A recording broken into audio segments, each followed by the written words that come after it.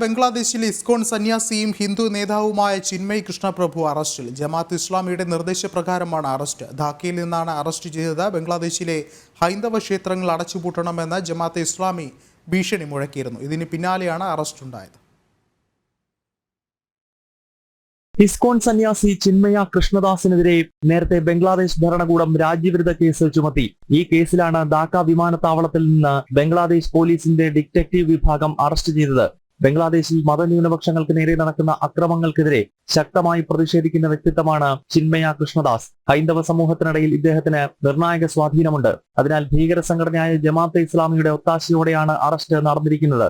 ബംഗ്ലാദേശിൽ ഇസ്കോൺ ക്ഷേത്രങ്ങൾ ഉടൻ അടച്ചുപൂട്ടണമെന്ന് ജമാഅത്ത് ഭീകരർ അടുത്തിടെ ആക്രോശിച്ചിരുന്നു. നിരവധി ക്ഷേത്രങ്ങൾ ആക്രമിക്കപ്പെടുകയും ചെയ്തു. ഇതിന് പിന്നാലെയാണ് ചിന്മയ കൃഷ്ണദാസ് പ്രഭുവിന്റെ അറസ്റ്റ് എന്നത് ശ്രദ്ധേയമായി. ബംഗ്ലാദേശിൽ ഹിന്ദു വിരുദ്ധ കലാപം നടത്തിയ ജമാഅത്തെ ഇസ്ലാമിയെ ഷെയ്ഖ് ഹസീന സർക്കാർ ഓഗസ്റ്റിൽ നിരോധിച്ചിരുന്നു.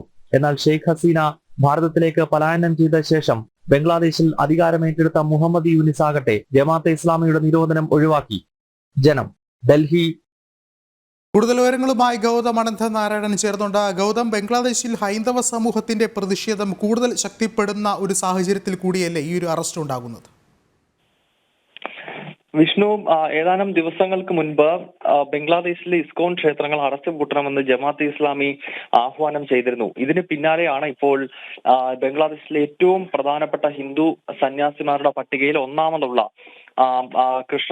ചിന്മയ കൃഷ്ണദാസ് പ്രഭുവിനെ ഇന്ന് ഉച്ചതിരിഞ്ഞ് അറസ്റ്റ് ചെയ്തിരിക്കുന്നത്. ഇദ്ദേഹത്തിനെതിരെ രാജ്യവിരുദ്ധ കേസ് ബംഗ്ലാദേശിലെ ഇടക്കാല ഭരണകൂടം ചുമത്തിയിരുന്നു. കാരണം ഇദ്ദേഹം അടുത്ത കാലത്ത് നടന്ന ഹിന്ദു വിരുദ്ധ കലാപത്തിനെതിരെ ശബ്ദമുയർത്തിയ വ്യക്തിത്വമാണ്. മാത്രമല്ല, ബംഗ്ലാദേശിൽ ഹിന്ദുക്കൾക്കിടയിലും മറ്റ് ക്രൈസ്തവർ അടങ്ങുന്ന മതന്യൂനപക്ഷങ്ങൾക്കിടയിലും നിർണായക സ്വാധീനമുള്ള സന്യാസി കൂടിയാണ്.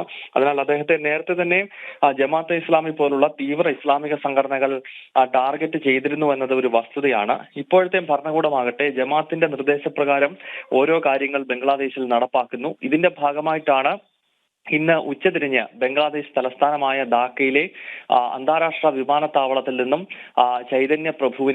കൃഷ്ണദാസ് ചൈതന്യ പ്രഭുവിനെ അറസ്റ്റ് ചെയ്തിരിക്കുന്നത്. ഈ അറസ്റ്റ് സംബന്ധിച്ച് വിശദാംശങ്ങൾ ഇപ്പോഴും ബംഗ്ലാദേശ് ഭരണകൂടം പുറത്തുവിട്ടിട്ടില്ല. എന്തിനാണ് അറസ്റ്റ് എന്നത് സംബന്ധിച്ചുള്ള വിശദമായ വിവരങ്ങളൊന്നും ബംഗ്ലാദേശിലെ ഭരണകൂടമോ പോലീസിന്റെ സംവിധാനങ്ങളോ നടത്തുന്നില്ല. എന്തായാലും വ്യാപകമായ പ്രതിഷേധം സ്വാമിയുടെ അറസ്റ്റിനെതിരെ ബംഗ്ലാദേശിൽ ഇപ്പോൾ അലയടിക്കുകയാണ്.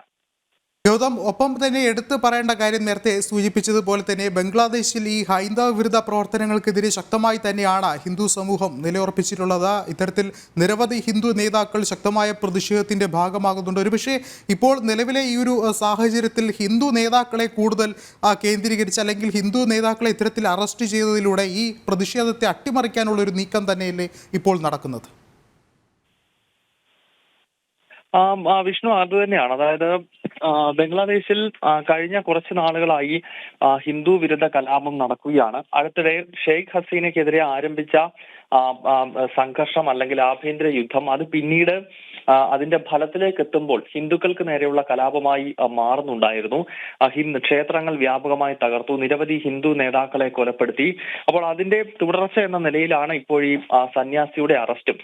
നിലവിൽ നമുക്കറിയാം ബംഗ്ലാദേശിലെ ഹിന്ദു ജനസംഖ്യ പ്രതിദിനം കുറയുകയാണ്. നേരത്തെ 29% ഉണ്ടായിരുന്ന ഹിന്ദു ജനസംഖ്യ ഇപ്പോൾ 7% ചുരുങ്ങിയിരിക്കുകയാണ്. ഇതിൽ വലിയൊരു വിഭാഗം ഹിന്ദുക്കളെ കൊലപ്പെടുത്തിയിട്ടുണ്ട്. അതോടൊപ്പം തന്നെ ഭാരതത്തിലേക്ക് ഭയന്ന് പലായനം ചെയ്തിട്ടുള്ള ഹിന്ദുക്കളുണ്ട്. വലിയൊരു വിഭാഗം മുസ്ലിം മതം സ്വീകരിക്കേണ്ടി വന്നവരുണ്ട്. അപ്പോൾ ഇത് ഇന്നോ ഇന്നലെയോ തുടങ്ങിയതല്ല, മറിച്ച് ബംഗ്ലാദേശിന്റെ രൂപീകരണ കാലം മുതൽ അല്ലെങ്കിൽ ഭാരതത്തിൽ നിന്നും വിഭജിക്കപ്പെട്ട കാലം മുതൽ തന്നെ അവിടെ ഈ മതപീഡനം നടക്കുന്നതാണ്. മതന്യൂനപക്ഷങ്ങളെ ലക്ഷ്യമിട്ടുള്ള ആക്രമണങ്ങൾ നടക്കുന്നതാണ്. ഇതിന്റെ ഏറ്റവും അവസാനത്തെ ഉദാഹരണമാണ് ഈ ചിന്മയ കൃഷ്ണദാസ് ആചാര്യ പ്രഭുവിന്റെ അറസ്റ്റ്. വിഷ്ണു, യെസ്, ഗൗതമാണ് വിവരങ്ങൾ നൽകിയത്.